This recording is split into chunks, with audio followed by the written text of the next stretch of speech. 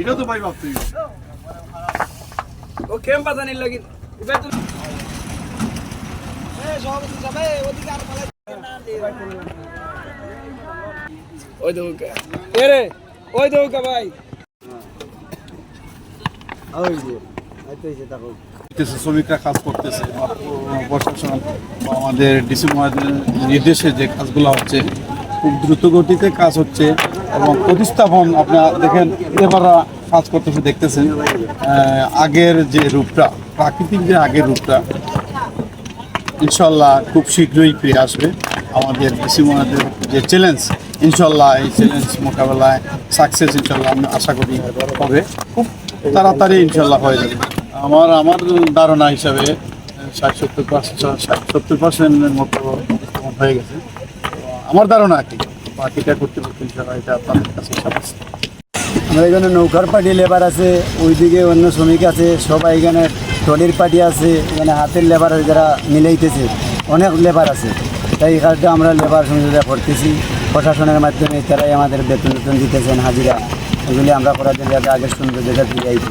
কিন্তু আমি একটা মনে করি যে আগে যে পাত্র গেছি এর থেকে বেশি অনেক পাত্র আর ওভার আসবে যেটা সিস্টেমে আইতেছে যেভাবে দুটো হওয়ার পর এখন আলহামদুলিল্লাহ অনেক ভালো অবস্থানে আছে। সরকার পাথরগুলো ফিরিয়ে নিয়ে আসতেছে, আগের মতো সৌন্দর্য বিরাজ করছে আমাদের সাদা পাথরে।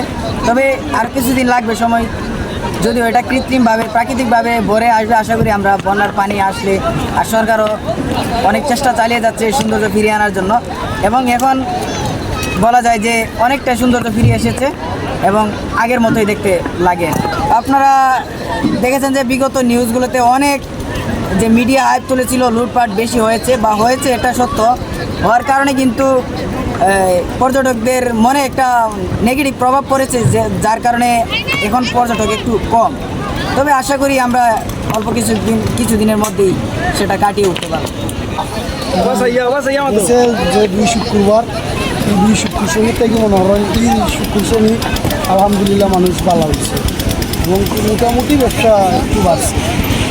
আসিল বাইর সাইডে এইগুলা তো আইতেছে আইয়া তো লেবারে কাজ কাম করিয়া ওখান সুন্দরতা ওর বেশি বা আর যা রয়েছে তাও আবার আইব, সব কোনো অসুবিধা নাই।